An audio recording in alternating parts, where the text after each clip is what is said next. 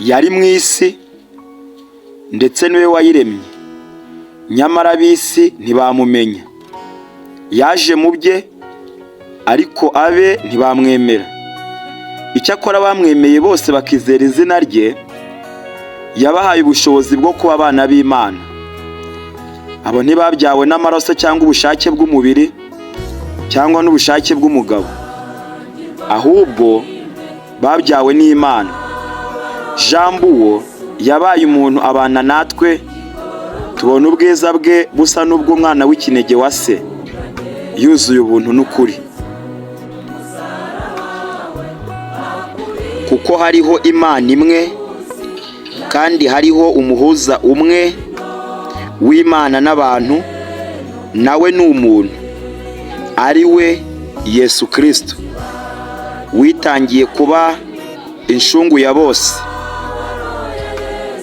Kuva isi yaremwa, abanyamateka bavuga ko kugeza kuri uyu munsi wa none muri 2026 isi imaze guturwa n'abarenga miliyari 121.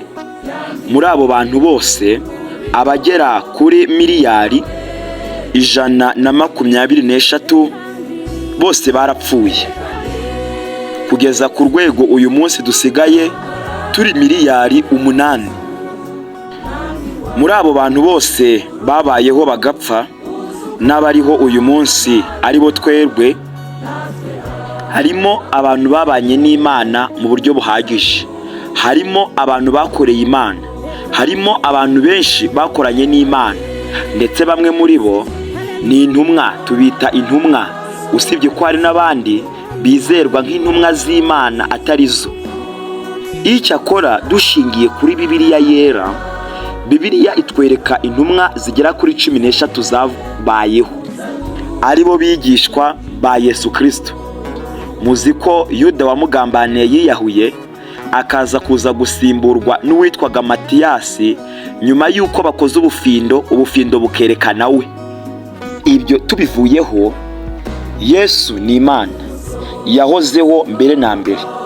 Igihe kiragera nk'uko ijambo ry'Imana rivuga, Abagalati igice cya 4 ku murongo wa 4, ngo igihe Imana yagennye gisohoye, maze igihe gikwiriye gisohoye, Imana yohereza umwana wayo wabyawe n'umugore kandi wavutse atwarwa n'amategeko, ngo acungure abatwarwa nayo, biduheshe guhinduka abana b'Imana.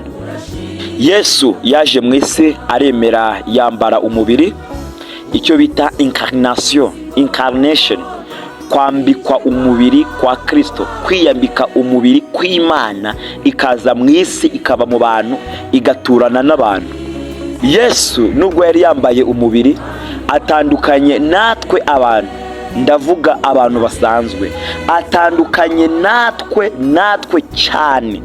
Mu kwambara kwe k'umubiri hari ibintu bigera kuri 3 byamuranze, bitigeze bigirwa n'undi muntu uwo ari we wese, ndetse bitazigera bigirwa n'umuntu uwo ari we wese mu bantu bazabaho mu buzima bwa hano ku isi.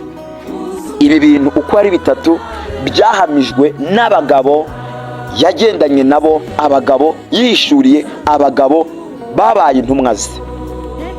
Iyo dusomye mu rwandiko rwa 2 Paulo yandikiye Abakorinto igice cya 5 ku murongo wa 21, Bibiliya iravuga ngo, kuko utigeze kumenya icyaha, Imana yamuhinduye kuba icyaha ku bwacu, kugira ngo muri we duhinduke gukiranuka kw'Imana.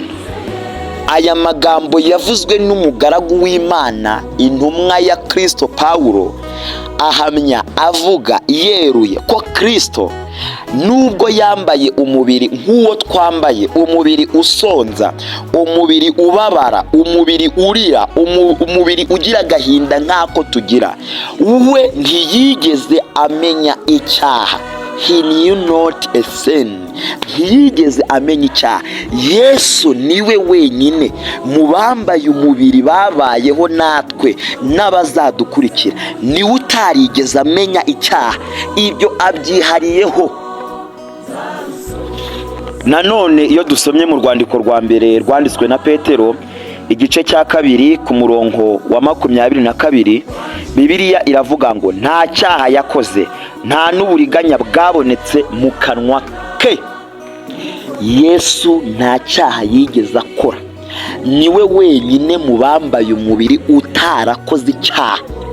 Ni ukuvuga ngo yari yambaye umubiri ariko nta kamere y'icyaha yari muri we, kuko arera, nawe ubwe ni Imana, arera, ni umuziranenge, ni umutagatifu. Aba bantu twirirwa tuvuga ngo ni abatagatifu, abatagatifu, tukavuga ngo se kanaka, se kanaka, senti kanaka. No, Yesu niwe se wenyine wabayeho, niwe mutagatifu wenyine wabayeho, niwe utarigeze akora icyaha. Abandi bantu bose babayeho n'abazabaho muri za generasiyo zizagenda zikurikira, nta n'umwe uzava mu isi adakoze icyaha. Yesu niwe wenyine utarakoze icyaha. He did no sin. Nanone iyo dusomye mu rwandiko rwa mbere rwanditswe na Yohana igice cya 3 ku murongo wa 5, Bibiliya iravuga ngo muzi yuko uwo yerekaniwe gukuraho ibyaha kandi nta cyaha cyari kimurimo. Yesu Kristo umwana w'Imana niwe utari ufite icyaha muri we. In him there were no sin. Niwe wenyine utaragize icyaha muri we. Ubu twebwe ibyaha bidutuyemo, kamere yo gukora icyaha iturimo, turimo dukora ibyaha biba muri twebwe. Yesu yarabihamije aravuga ngo icyica umuntu ntabwo ari cyinjira muri we, ahubwo ngo ni ikimusohokamo. Kamere z'icyaha zituye mu mitima yacu. Yesu niwe wenyine utarigeze akora icyaha. Niyo mpamvu rero Imana yamushimye nk'igitambo cyera cyo gukuraho ibyaha. Iyo aza kuza gupfa yari icyaha na kimwe yakoze, yari kuba yipfiriye ku giti cye. Yapfiriye abanyabyaha kuko nta cyaha yakoze. Imana yafashe ibyaha byacu byose ibishyira kuri we, hanyuma ifata gukiranuka kwe, kuko ntiyamenye icyaha, ntiyakoze icyaha, nta n'icyaha cyari muri we, ibishyira kuri twebwe. Ubu uyu munsi wa none iyo umuntu yizeye amaraso ya Yesu atsindishirizwa nayo mu maso y'Imana. Imana yamureba ikamubonamo uwera, ikamubonamo umuziranenge, ikamubonamo umukiranutsi, bitavuye mu mirimo yakoze, bitavuye mu mbuto yeze, bivuye mu wo yizeye, utarakoze icyaha, utaramenye icyaha, utarigeze aturwamo n'icyaha. Yesu nashimwe, nahabwa icyubahiro, arihariye, atandukanye n'abandi, niwe wera de. Imana ishimwe, Imana ihabwa icyubahiro. Inshuti muvandimwe, niba utari wamwizera, mwizera, niwe wenyine ubabarira ibyaha, niwe ntama w'Imana ukuraho ibyaha by'abari mu isi. Abamwizera nta teka bazacirwaho, bahinduka abana b'Imana, bahawe ubugingo buhoraho, ntibazarimbuka, nta gehinomu ibategereje, kuko yamaze kubakuraho urubanza rw'ibyaha byose.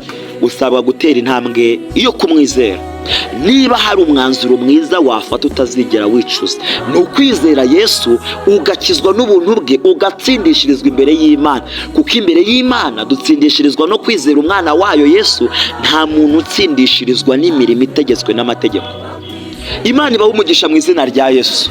Yari mwene so Imana irumva Dieudonné ubakunda. Tuzakomeza ku munsi w'ejo twigana ubutumwa bwiza. Amen.